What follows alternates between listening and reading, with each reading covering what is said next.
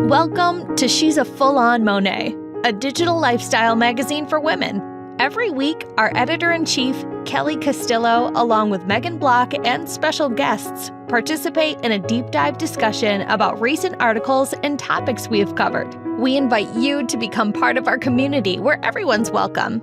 You can totally sit with us. Hello, everyone, and welcome back to She's a Full-On Monet. I'm your host, Kelly, and I have with me Megan. Well, hello. Hello. I like your little, it's like a tennis jacket. Yes, that you're wearing. It's super cute. Thank you. I do want to say that Megan and I were just talking about this off camera, but I do have COVID. So if my voice sounds a little strange, that is why. I have a little frog in my throat from the COVID. Man, you made it this long though without getting it. That's kind of like a badge of honor. We were so careful for so long, and then boom. But you know what? I am now one of those people where I forget that it's still very much out there and people are getting it and people I know are getting it. I'm like, oh yeah. And then I'm hearing these words of like mask mandates might come back indoors. And I'm like, okay, like we're not done with it yet. No, I feel like I know so many people right now that have it. And you know, we stay home a lot anyway. So yeah, we haven't really been too much in the danger zone, but my husband had a minor procedure last week at Hogue and came down with COVID after that experience. So I think it was probably something at the hospital, but regardless, I'm here. I'm fine to do this. I just have a little scratch in my throat if I sound funny. So all right. Well, let's do this. Let's do it. So yeah, Megan and I were thinking about this topic, you know, over the last week or 10 days after, you know, obviously we've had probably one of the highest string of mass shootings in our country over the last week or 10 days. Actually, this whole year, I feel like I heard someone say we've had like 300 mass shootings this year. I heard someone say there were more shootings than there have been days of this year. Yeah. Oh yeah. Like, we're only 6 months in and we've had, I think, close to 300. So particularly obviously the shooting in Texas, as mothers, that really kind of resonated with both of us. I think it resonated with the whole world. And something that, you know, we don't want to talk specifically about that event because it's not our story to tell. It's not our journey. But we did want to talk today about grief in general and specifically like navigating grief with children, because grieving when you've lost someone is its own special form of hell. It's terrible. It's a process that goes on basically for the rest of your life. But in the beginning stages, when it's the freshest, it's a time when you need to be, you know, just really focused on yourself. And that's nearly impossible when you have kids at home who are also grieving, because they have little understanding about what's going on, and they really need guidance through it, which is the hardest thing to ask for at a time when you have the least to give in your, you know, emotional piggy bank. So yeah, we wanted to talk about that today. If you've ever had a loss, it could be, I mean, this can be pet loss. This is usually like a child's first loss is usually a pet. It can be a grandparent. It can be a family member, a friend. I think the worst, in my experience, at least, the worst thing to navigate with my kids has been the loss of someone their own age. That is very hard for them to understand and to it's like their first time facing their own mortality and the idea that they are not, immortal creatures. It's really hard. So yeah, that's what we're going to talk about. Yeah, no, I could be wrong. In my opinion, grief also could be, maybe you haven't lost anyone, but I mean, just like facing, like you said it perfectly, like facing a child having to face mortality for the first time, having to talk about the shooting, for example, in Texas. I mean, my oldest daughter is literally the same age as most of these children were.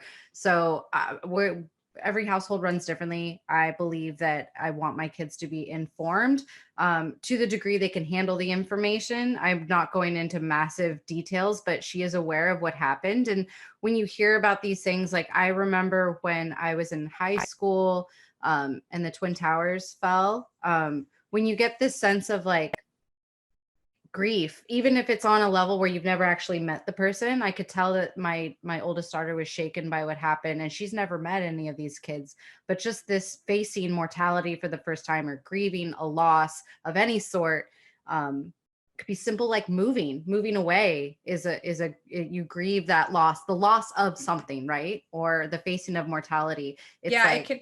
I'm thinking also a really good example of this would be divorce, because for kids, that's a grieving process and a loss. And often it's the loss of your marriage. So it's a grieving process for you as well. And that can be really hard, because while you may have mixed feelings about it, there may be some relief in there. There may be some excitement for the future. Your kids are feeling like a very profound loss. So yeah, this is definitely this could be a all big topic. When I hear grief, I think loss of someone, but Yeah. you can, when it comes to a kid's perspective and what they see, a grief can go from I lost my goldfish to I'm moving away to my best friend's moving away to these things in the world are happening and I'm grieving it, but I don't really know why. It's like, how do we help our kids understand and process grief in a healthy way where they go through those stages that we tend to talk about and go through to move forward in life? Yeah. I think what all of us as parents hope is that, our relationship with our children is their safe space. And so I think the first thing and the most important thing is just to be a safe space for them to express their feelings. And it's really hard when you are also processing your own feelings not to react, because kids have a huge range of reaction to things, whether it's a big national event or a personal loss or a change or whatever it is. Kids can go from being, curious and asking what feels like inappropriate questions. Like we've had pet loss in our home where the kids wanted to like dig it up afterwards and see what it looked like. Totally. Yeah. Or where they're asking, if grandma's just bones now. I mean, like, and when you're grieving, that feels really harsh and inappropriate, but they're curious, and that's normal. And you have to try to answer them kind of as clinically as is age appropriate. But there's also going to maybe be anger. Sometimes, like if it's divorce or a loss of a family member, there can be anger at that person for leaving. And that you have to just kind of work them through it, because that's a normal emotion. There can be anxiety when there's these big national events. That's normal to have anxiety about, what does this mean for me? Am I in danger? There's a lot that goes into grief and processing loss that doesn't necessarily look like grief in a traditional sense. So it takes, a big bandwidth to be able to walk your kids through those big feelings and all those questions, and big philosophical issues like, what is heaven? Where did they go? Like, there's a lot to talk about, and it's a really great opportunity to explore a lot of subjects with your kids. But when you're in a really emotionally raw place, it can be hard to do that. It's much easier to tell them, mommy's sad right now, let's talk later, kind of thing. And that's fine too. But you definitely kind of need to be able to compartmentalize a little bit. I think another great tool, depending on the age, obviously, if they're 16, 17, this doesn't necessarily mean them, but there are literally books for everything, children's books for everything. I remember during the pandemic, I bought a handful of children's bedtime story style books that were literally just about anxiety. It was like a great one is called A Spot of Anxiety. And they talk about worry and anxiety and this and that in the book, that doesn't make the kid feel like, oh, am my mom trying to tell me I have a problem? But it talks about it in a way that they can understand and relate to and take a really great lesson from. So I know that in libraries, bookstores, Amazon, there are so many children's books, depending on the age that you are trying to reach, that talk about moving away, loss of a family member, sudden loss, like just specifically losing people suddenly, or if they're if maybe they're grieving somebody that hasn't left yet, like they found out mom has cancer and she only has a certain amount of time. The grieving process can start before the person has actually left us. And that is weird and complicated. I'm sure I personally have never been through it. My loss of my parent was sudden and unexpected, But we lost my grandmother slowly over 2 years. And I saw a glimpse of what you were going through, and that is not easy, and that is very complicated. And in some days it's okay, and then some days it's not, and it's very, you can say your own personal opinions on that. But I know that if there's a 4-year-old that's experiencing something like that, where it's not sudden, it's kind of long, they might need a bit of like a different hand to hold, and so books are great for that. Children's books are great for that. Books are great. And if you're having your own grief journey and this is overwhelming for you, or you're having the health issue or the loss, and your kids have fear and anger and anxiety and things, this is a time where a professional can really be the person that you lean on and let your kids explore those feelings safely and talk things out with, if you just don't have it within you to do it at this point, or if they need more help than you're equipped to give them, because you have your own feelings about the subject. It's normal that you would. So if a lot of times, especially I can imagine if it's the parent with the health issue that the kids are dealing with, they don't want to be a further burden to you by expressing any kind of negative emotion about it or complicated feeling about it. Everybody's all positivity all the time. But if finding someone who specializes in working with children and can be their safe space might benefit the whole family. Honestly, family therapy when you're going through a loss is the perfect time. That's exactly when you need support.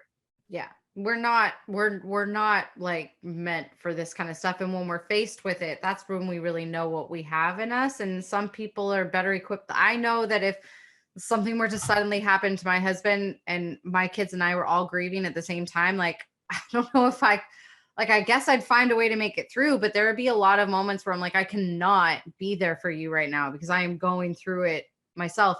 When I lost my mom suddenly, my dad was so great, but a lot of the family members, understandably so, were so caught up in their own grief that even me bringing up my mom, it was like an invitation for them to talk about how they lost their sister or their daughter, that it was like my grief was never checked in on, that it was like, it's not like my grief is more important than theirs, but when everyone is mutually grieving the same person, it's really hard to feel like you have a space where you're being heard to because every relationship is totally unique and has its own dynamic. So every loss is completely unique, and every person in the family has a very different process, because grief is not a linear process.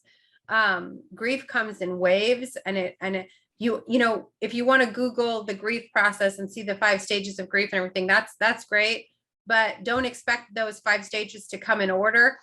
Or to be on any kind of time or to frame. Come and then go and not come back. Like you can feel anger or denial multiple times, acceptance comes it's tough. It's a tough thing. And it can be hard too for the people in your life who don't understand and haven't been through that. They want to be there for you, they really do, but if you've never experienced it, it's not something that you can even imagine the depth of it. And you revisit it with every milestone of life. You revisit it with every first holiday, and then with every big milestone from then on. Yeah. So it's okay. It's like when people have this mindset of, oh, that happened 5 years ago, you're not over that yet. Like,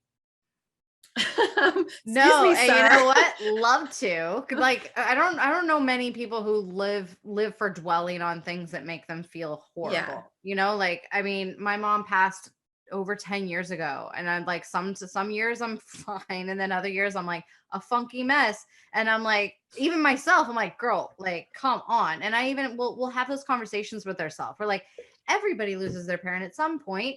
This is not like, you try and justify your grief so that it kind of like tones it down so that your heart feels better, you know, and it doesn't work, No. So telling someone, oh, you should be over it by now, or like, oh, it's been long enough, or like, oh, it's been 5 years. Like, we're with you on that. We want to be over it too. But for whatever reason, something's holding us back. And you may have gone through all the therapy, but like when you go through certain things that are so traumatic and life-changing, because sometimes grief can be paired with like major trauma. Yeah. You could have like both been in the same traumatic situation and only one of you made it out. You could have survivor's guilt. You could have what could I have done differently thoughts. I have two friends, not close friends, but people that I know who have lost their spouses. And they're young, they're my age, both of them. And one just within the last couple of weeks and one several years ago. And they both have two sons who were still, children at home when the loss happened. So one is currently navigating this, and I can only imagine what she's going through trying to support her kids and the loss of her spouse. The other one is a few years into it. And so I've seen her process and how their family has really come through it and thriving and found a way through it. But I mean, I can imagine the anger with both of them, because there always is anger, and what could I have done differently thoughts, but you process all of those at the same time that you need to be there for your children who have just lost their father. So it's unimaginable. I cannot even put myself in their shoes, but there's so much compassion in my heart for these people and what they go through. There's just not words, there's not words to say that makes anything any better. I know for my kids, obviously they haven't lost a parent, but they have lost grandparents, they have lost uncle, an aunt, they have lost people. They've lost, and I mean, not all of them, maybe, forgive me, I might be wrong, but they've lost friends their age too, correct? They've lost friends their age, yes. And that was the hardest. But the family, the loss of the family members happened for the first time when they were younger. We lost my mother-in-law and my brother-in-law within a 6-month period. And the kids were pretty small at the time. So I want to say Gabby might have been like 3 or 4.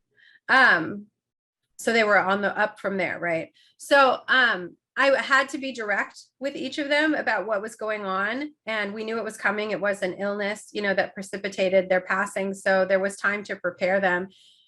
But you also have to be age appropriate. And what I found a little conflict with my ex-husband, because this was his family, his loss, right? Not my journey or me to step in and try to make it about me. It wasn't at all. But I was trying to support my kids and be there for his family at the funeral and in the process of hospice and all of this stuff. But there was a kind of wanting to protect the kids by telling them, that this family member has gone to a better place, or they went to sleep, or there were all these euphemisms. But what I found with my kids was that wasn't helpful for them. That confused them and scared them because they were too small. So that kind of wording made them think, what about me? Am I gonna go to sleep and not wake up? Or where did they go? What better place did they go to? Is someone going to send me there? It was too scary. I had to be more direct with them than I know my ex would have liked, but I had to explain basically the concept of death. They're not coming back. You're not going to be able to see them again in this physical world. And my ex is very religious. So that helped because he had a concept that he could share with them that brought him a lot of comfort and peace. And I think that helped in that moment. And so if you have a religious background, or you're spiritual, or you have a belief in what happens after this lifetime, this is the time to kind of share with your kids that this is what I believe, and this is what brings me comfort and is helping me through this. And, if that resonates with them and feels true for them, that could also give them a great sense of comfort. So I think that obviously that's very personal, but if you have that kind of belief, this is the time to share it. And we had to deal with also the funeral, because there was some question of, the children had not seen their family members because they'd been in hospice care for a little while. And this was the opportunity if they wanted to say goodbye or whatever. But you have to navigate your own children. Each child is so unique in their personality and temperament. Deciding whether they were going to be going up to an open casket and saying goodbye to their grandmother or their uncle was something that we had to talk about as a family and prepare them for, and ask for their, not consent, but what do you want to do? So that was really hard because, they felt like they needed to do that, but they also weren't comfortable with it. And for the little one, she was way too young. It would have probably traumatized her.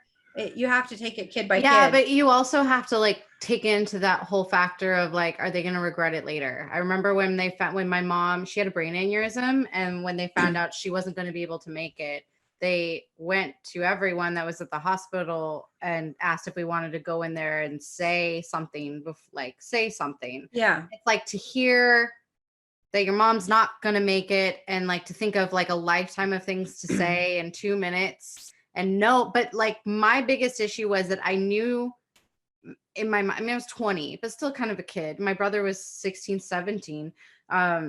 We knew she couldn't talk back, or like we weren't sure she could hear us. So like I've always kind of been tripped out as a kid from a kid's perspective of like open caskets or saying your goodbyes, because I'm like, they're not here anymore. Like I had a hard time saying goodbye to her because I'm like, she's gone. Like the mom I knew was gone.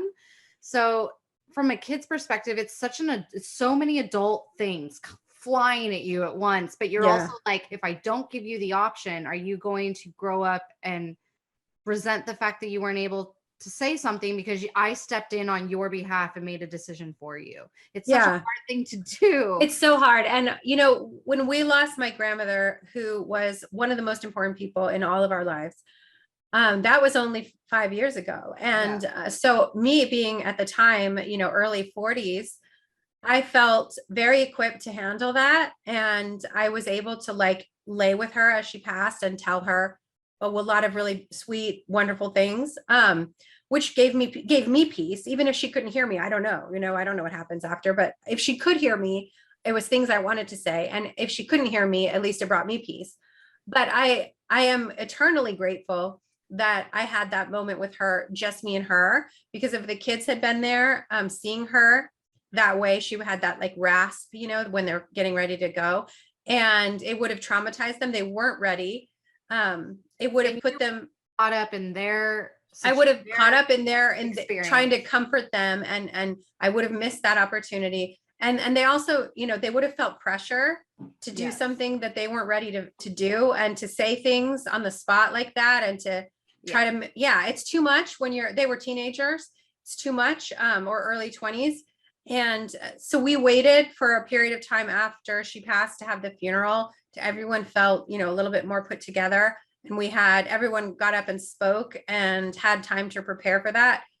That was what I needed to do for me and for them. But I'm so thankful at that moment that they weren't there, because I would have been too concerned about them to give the attention to what I needed to give me closure and all the things that I needed. So I mean, I know they say sometimes that they wish they had been there, but it's not something that I don't think you should watch someone pass when you're that young. It's too hard. Also, it's okay for you to think, I'm glad you weren't there so I could have that moment with her. Yeah. It is your grandmother and you guys were so close that it's honestly, it's okay. Because if we both know, and everyone knows, that if they were there, you wouldn't have gotten that moment that you had with her, and you deserved that moment. So that's why they weren't there, you know? Yeah. Also, all the things you said, very much so. So it's like, grief can come in all sorts. I remember, you know, Kenzie, and I wrote this in the article that this is pertaining to, you know, like we bought a betta fish not too long ago,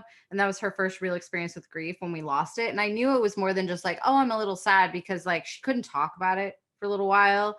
And even now still there's like an empty tank with no fish in it. She's not ready to get another fish yet. And I'm like, in my mind, I'm like, girl, it's a fish. Like, it's a fish. But I'm like, this is literally like her first experience with deeper sadness than like my crayon broke, or like, you know, like I know that when she moves away from her friends. So like grief can come very early, and it can come from our perspective as something very small and minute, but grief is grief, right? And you need to treat grief with your child as the same amount of importance, no matter what the subject is, you know, because it's not about the fish. It's about the concept of loss and mortality, and, you know, and they just if you think about the first time it ever occurred to you that when something dies, it's gone forever. It's crazy, man. That blows your mind when you're a kid. Blows your mind. I had a friend when I was in elementary school who was at some like winter camp or something and fell through the ice and passed away.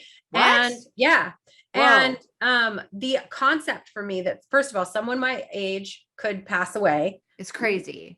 Crazy. And the Yeah. fact that like I used to see him at the bus stop every day, and then just his absence in the world blew my mind. Like literally, I didn't even know him that well, but like the concept really threw me for a loop. It took me a while to get through that. That concept blew me too. And then also like because my first real major experience with loss, I'm very lucky, was when I lost my mom at 20. Like I didn't lose any. My grandparents died after my mom died. So like the thought of, yes, the absence, but also the thing that tripped me out the most was like life continues. People will go to work and go to school and do the things, and my world is over, and I feel this big gaping hole, and like nothing's functioning, and up is down and down is up, but like to everyone else in the world, the birds are chirping, people are driving. And it still trips me out to this day. I mean, people are laughing. And I know that's life, but I don't, you know. No, I have to say, for my youngest, she lost a classmate on her sweet 16 birthday, and it was a suicide, and that was her first concept with that someone her age could pass. It was her first idea of suicide as a concept, like other than a after school special concept. You've heard of it, but this is her first real experience. Someone she knows to make that decision. And then it was also very public and very brutal. And the worst part, she felt like everyone at her school moved on right away. Like within a few days, everyone was talking about winter formal and laughing in the hallway. And she was deeply affected by this because she's a very sensitive kid. And she was deeply affected, and she was mourning for a long time.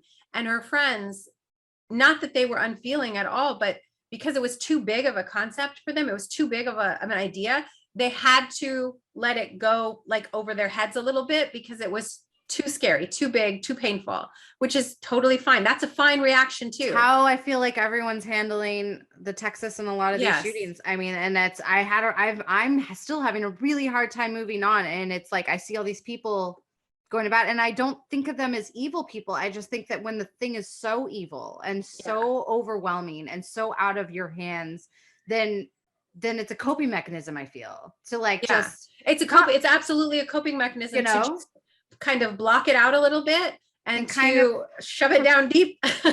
Which sounds so icky, but it's like it's like what our last subject, when we were like controlling what kids wear. It's like, I can control my schedule today. I can't control mass shootings happening everywhere. Doesn't mean I'm not for trying to make change. It's just, it's so overwhelming. But and I mean, I do think there's a level of like silencing yourself for like there shouldn't be so much normalcy after such. No, and that's what sometimes is the hardest thing to grasp, is like, I mean, I've lost someone and be driving home from that event, like from their loss, whether it's at the hospital or at their home or whatever.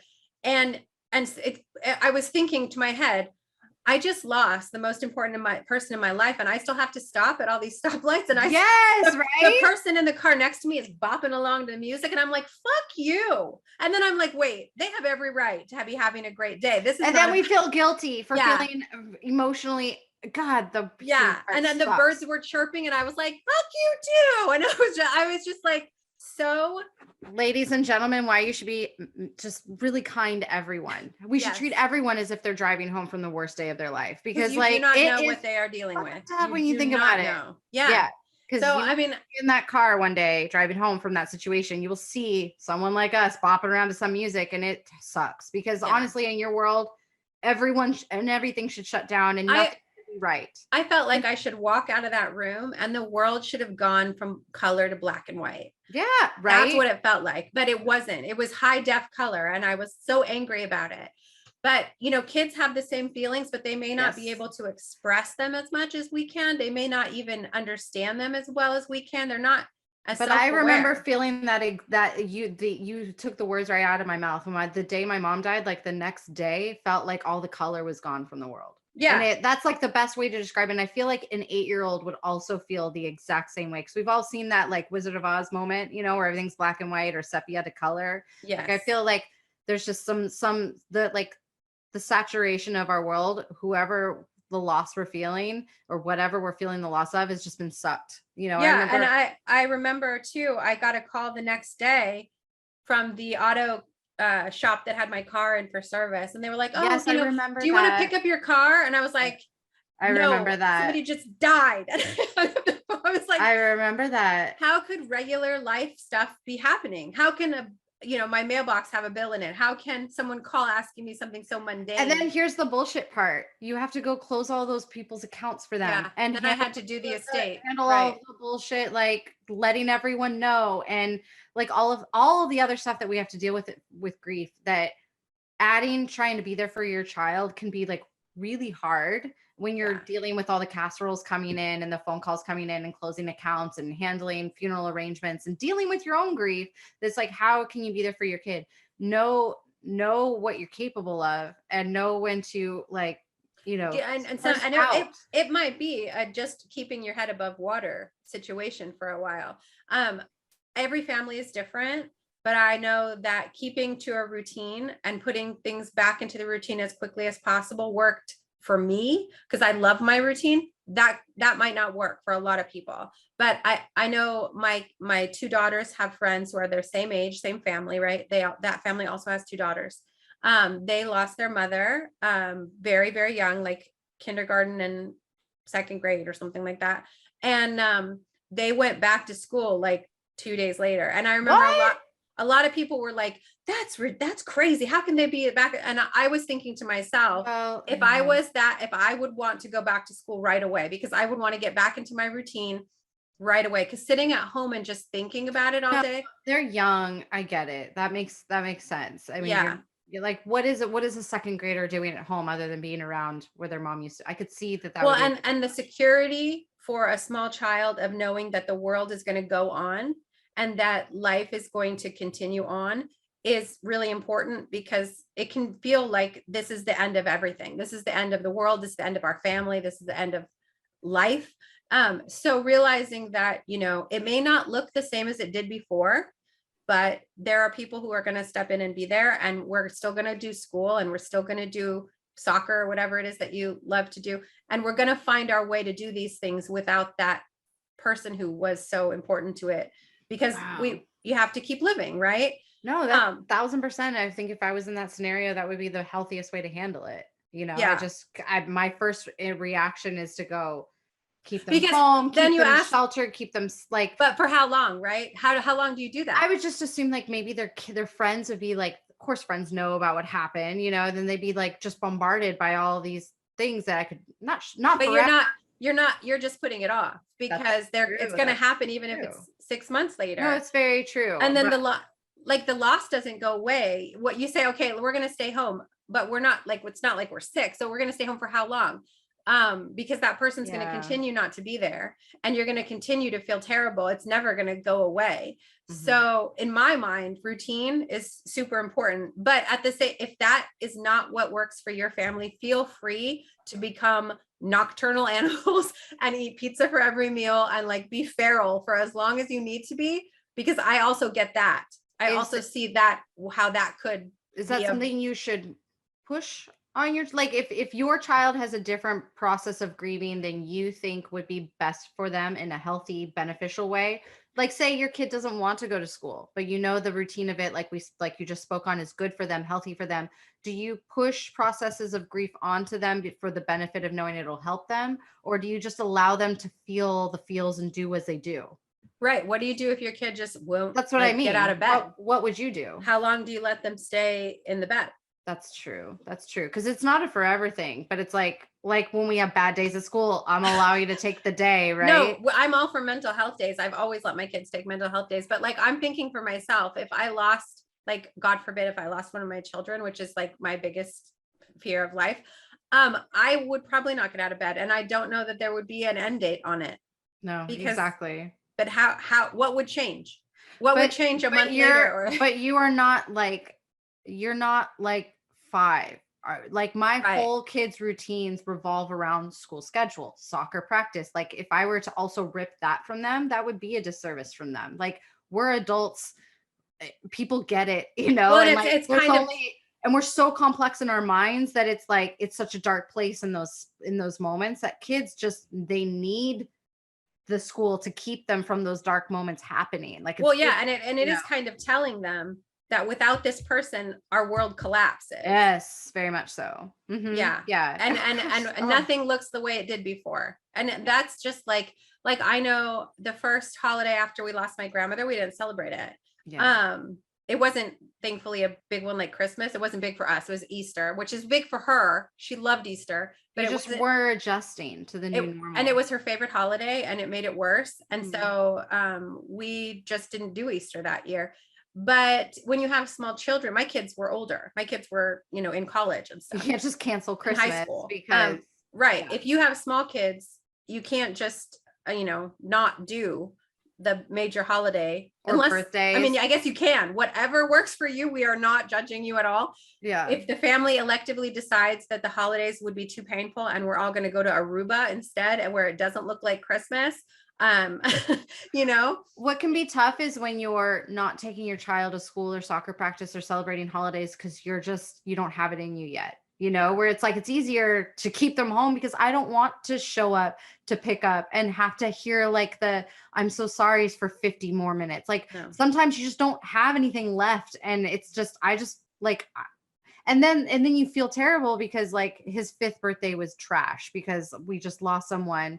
And they understand, but also you have this standard as a parent you hold yourself to regardless of your life situations. It's like, it's not one of those things that even listening to this podcast and it's coming, you can prepare for, because you're going to be met with these feelings when they happen, and you're just going to have to pull yourself out of it. It's such a bad place. I went to therapy. I was put on antidepressants, which didn't help me at all. I didn't like how those made me feel, but like, I was in a really bad mental place for a really long time when I lost my mom, and some friends were understanding and some friends weren't. And I don't blame them for not sticking around, but it's like, eventually we are responsible for pulling ourselves out of these dark spaces, even if you're a kid, but no one should rush that or push that process on you.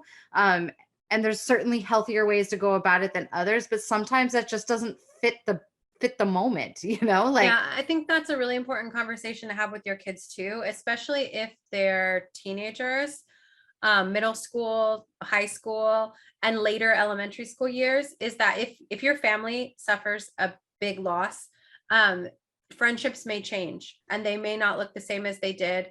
And they may have people who they thought were their closest, bestest friends who suddenly back off and shy away. And then people that they maybe thought were not their best friends are suddenly there for them. And that's okay. And it's a big life moment where transitions happen, and friendship transitions are the most common when there's a loss, because you're right. There are certain people who are better equipped to be comforting and to say the right thing and to be there. And there are people who they don't have the ability to experience your grief with you, and that's no judgment of them. Everybody is different, but that doesn't mean that friendship can't be revisited in the future. But it might not be the person that they lean on, might not be the person they thought they would.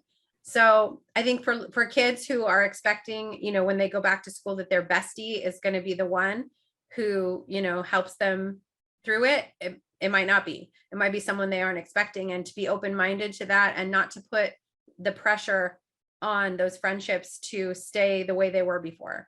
Yes. Because also sometimes friends of your children know what happened, and they're processing their own thoughts about it.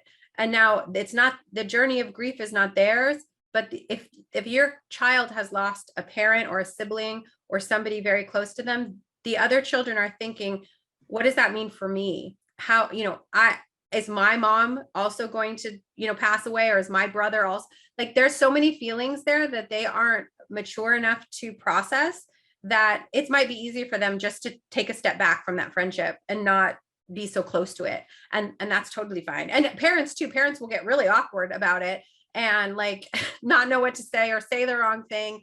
Or, some people get judgy on how you're dealing with your own family grief, and you don't need that. So take that step back from that, and don't even let it, that's their journey, not your journey. and you just have to like let the people who are able to be there for you step in, and let go of the people who aren't, because Really? I mean, yeah, that's such good advice too, because, and you try not to judge them. I had a friend that was like my friend forever. And then after I lost my mom, she honestly stepped away from the friendship because I was so stuck in toxic ways of handling my grief that I wasn't doing anything moving forward. And I was just kind of like a whiny person that was treading water. And there's only like so much you can be there for someone until it's just like, I think I just burned that bridge myself. But I saw it as like, how dare you? I just lost my mom. That almost gave me like a get out of jail free card for any kind of behavior I had, basically. So some people can handle it, some people can't. But I mean, if you're an 11-year-old and you're finding out these realities for the first time, you certainly do your best to be there and explain that to your kid, because some kids like me get it really good in life and don't experience real grief or trauma until later on, and they just like don't even know what to say. Like you happen to have a friend who doesn't like confrontation and has no experience with grief or trauma themselves. They just feel kind of like lost in space when it comes to, they want to be there for you, but it's like almost the feeling of being there for you can be so overwhelming, it's paralyzing. Yeah. And then that makes them look really insensitive. So yeah. that's certainly something that you don't expect to have to be addressing with your kid when it comes to grief, but that is something that comes up because I have experienced it myself, and I just kind of had to figure it out as I went along. Yeah, or it's possible cool. they may not suddenly they may not get invited to so-and-so's birthday party, because who wants the bummer kid who's sad? Oh, that's so sad, but over. So typical. Yeah, and you have to have that conversation with them about how it's not personal. It doesn't have anything to do with who you are. This is just what we're going through, and some people are uncomfortable with it right now, but we're going to get through it. I also really want to touch on something, because I, as a parent, have experienced this, although not in reference to grief necessarily, although it didn't help. If you have a teenager who is in that age range where they stop talking, somewhere between 12 and 15, where they just shut up and they talk to you again like several years later. And you boys especially do that. They just go silent at some point. And I'm only laughing because I nannied for you during and this you time know period, and I know exactly who it is, and I'm still trying to get over it. Megan nannied for me for several years, and I think there were my sons maybe spoke a handful of words to her in that entire length of time. No. Just one of them. I'm not going to name any names, but one of them was very helpful and very communicative. And then the other one made it like a game, and where I could see him subtly smirk when he knew he was getting under my skin. But that's fine. Yeah. I also knew that was a part of the process.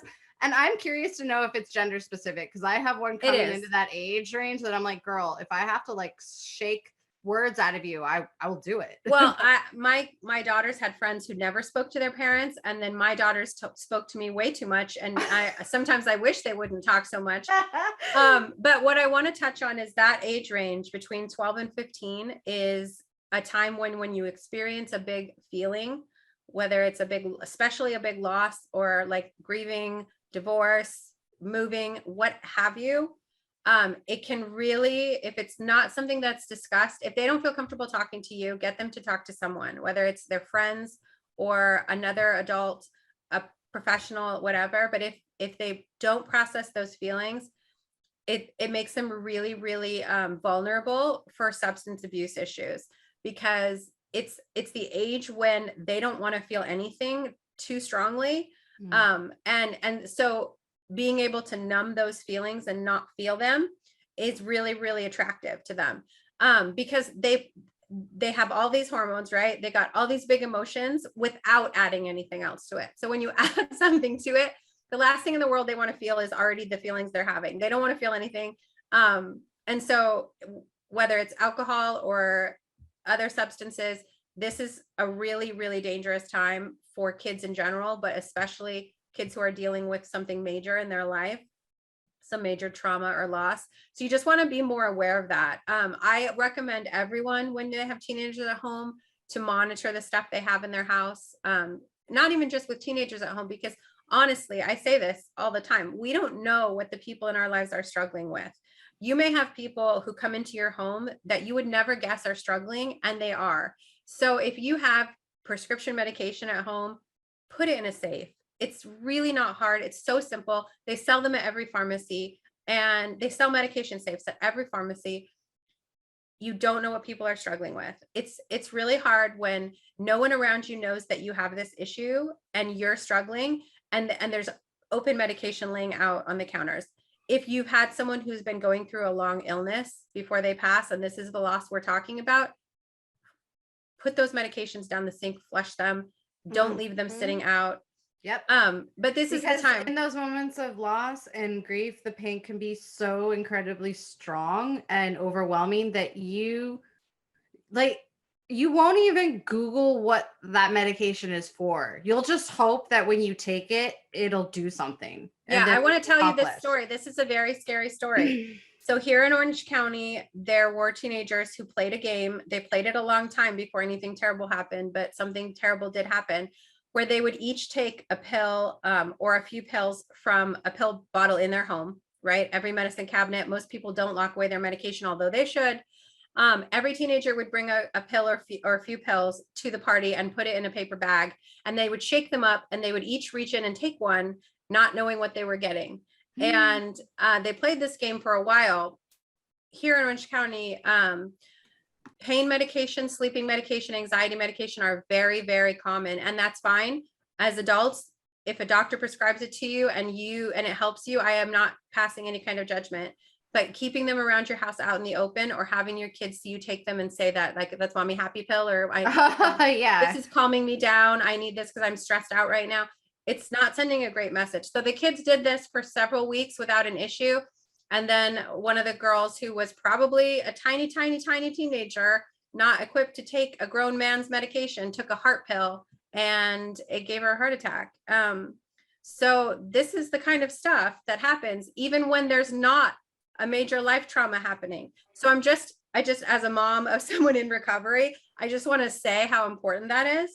This is the time of your life where you want to monitor the alcohol that you have out in the home.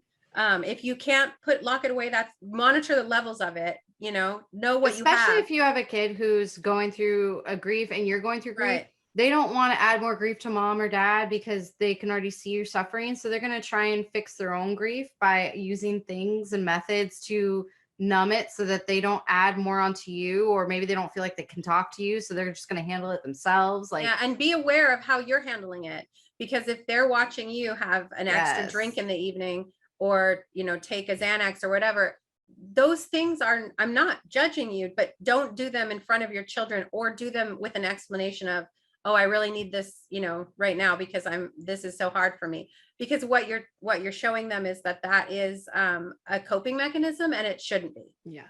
No, 1,000%. I say it a lot when I'm like pulling up to a Starbucks drive-through at like 3 p.m, like, mom needs this. I'm like, but I can only imagine if like I did that to my wine at 3 p.m. when I got home from work. Or how many things have you seen out in the stores where it's like mommy's happy juice, or I'm the reason mommy drank, or like mommy wine culture? It's all funny and hilarious and cute and hashtag relatable. But if you're a kid who's taking everything literally and observing for a living, that's their job. They're observing you for a living. Then like, that's the messages that you're sending them. Well, not just that, but like, if this is your coping mechanism and the kids see it, if you catch them doing the same thing later, it's very hypocritical to say, oh, this is not how we deal with problems. Well, really? Because I actually watch you deal with problems that way every day. So I just want to put that out there, because the grief and loss was not what our issue was, but we went through it while this was going on, and it certainly didn't help. No. So that's a very good thing to add it, because it's, what do we say? How do we talk? What do we bring up? But it's what are some signs of things that maybe we're not talking about, or things that are being handled that aren't really words. Right. And even if you take all those, coping. Even if you take all those steps, you lock away the medication, you're watching the alcohol levels in the bottles, you're paying attention. Also pay attention to how your child is behaving, changes in behavior. It's easy to blame it all on grief, but there might also be other things. So if you notice things, going strangely with your child, definitely reach out for professional help, because if you don't get a handle on it quickly, it really spirals from experience, it really spirals out of control. Yes. So yeah, I just want to say that, because teenagers have a hard time already. And then when they add things, if something went on at their school, they lost a friend, they lost someone in their family, it's a really vulnerable time for them. And we have to be on high alert. And I know it's hard because we're dealing with our own stuff, but you got to watch them like a hawk during that period of time, because they need help dealing with those feelings. And the key to communicate with them is that it doesn't get better. It doesn't go away. If you numb the feelings that you're having to try to avoid them, you're just delaying it. You just have to deal with them a little bit later. So it's better to just process it as it comes. Nobody likes feeling the hard feelings, but that's what the life experience is. That's what we all signed up for on this planet. We all feel big, hard feelings, and that's how we grow. That's how we learn about ourselves. It sucks in the moment, but there is no way around it. There's no way around it.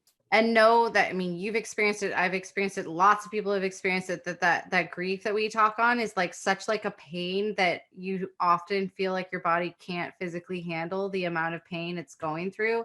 It's not like I lost my job, or like, oh, we have to like not even like, I'm not trying to downplay a loss of a pet, but like if you lose, like, I'm talking about the loss of a child, the loss of a parent, somebody like super close to you, where like that grief is so like paralyzing. Like, know that it's going to take a different way of handling it than other forms of grief. Like really, really watch your child, really watch their behavior, really watch the substances, because it's like,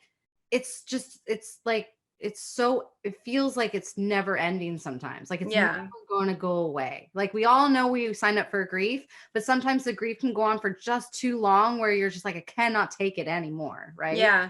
And I mean, this is a whole subject that we could probably do an entire episode about, because right now we're focusing on grief, navigating grief with our children, but navigating grief with our partners and spouses is a whole other ballgame. I know so many families whose marriages and relationships have not survived the loss, which is horrible, important because in their it's lives. Loss on loss. But yeah, I mean, right. My husband was my boyfriend at the time, and he handled the loss of my mom like it's still his, in my opinion, one of his biggest flexes. Because I'm like, you came from no experience. Like his mom and dad are healthy, happy, and married. Like how he did that, I don't know. But I put him through the ringer because I was just an emotional wreck. And you also feel like you have the right to be just emotionally wild when it comes to that time, because who's going to tell you not to do that? Yeah. Right? And if your relationship is normally fairly balanced, and then suddenly you're like take and no energy to give, it's hard. It can build resentment. If it goes on for a long time, it can, the other person may have never experienced a loss and really not understand what you're going through. And then, obviously the loss of a child is one of the biggest predictors of divorce there is, because not only are you grieving on two separate grief journeys, but a lot of times there's blame or, guilt on either party. And it's just a whole other layer. So I commend anyone who is going through this kind of a loss, because I can't imagine what those families in Texas are going through. And those are the ones that are obviously in the news right now. But there are so many people in the world, across the country, probably listening to this right now, who are going through a massive loss in their life. And I've been there. I understand. I commend you for your strength. I haven't lost a child. Again, I don't think that there's any words that anyone can say that is a relief, like a comfort in that circumstance, other than that our hearts are with you. That's really all we can say is, we're feeling, we can't even say we're feeling your pain, because of course we're not, unless you're in that exact situation. You're not. Even someone in the situation adjacent to it is not feeling your exact pain. So, I mean, just again, we've talked also, haven't we done episodes about like what to say and when someone is grieving? Because there isn't anything to say other than I'm here, and what can I do? How can I help? Or here, have a casserole, let me pick up your kid from school. Let me take out your garbage cans on your street. I mean, there are things you can do without being asked to do. But there's no words. There aren't. But I mean, I feel like it is, the grief process is, there are some words when it comes to like talking about with our kids, right? Like when it's our friend, it's like, man, I don't know your situation. I don't know where you're at. But our kids, I feel like, because we're around them a lot and we're observant of them, and I feel like we often know them better than than they know themselves, like we feel more comfortable with entering that space and knowing that they have an ally in this journey. Because it's isolating, because no matter who you lost, we could lose the same identical person, but my life with them is different than your life with them. And there, you shouldn't come in with words with like, I know what you're going through, or share life of how you feel like you've lost that person too. Cause then it just becomes so selfish that it's like, there is nothing, you know. But when it comes to a kid, they don't want to be alone in those moments. Like they want someone there. They want someone holding them and hugging them and asking them the hard questions. And, you know, and they may not know how to even approach the topic. They may not bring it up. It may be something you need to bring up. You may need to say, you know what I miss most about so-and-so, or you know what, one of my favorite memories of so-and-so was, and it gets the conversation started, and you might be really surprised by what comes out from it. They might have feelings you were not anticipating, or have questions you were not anticipating, but don't shy away from it for sure.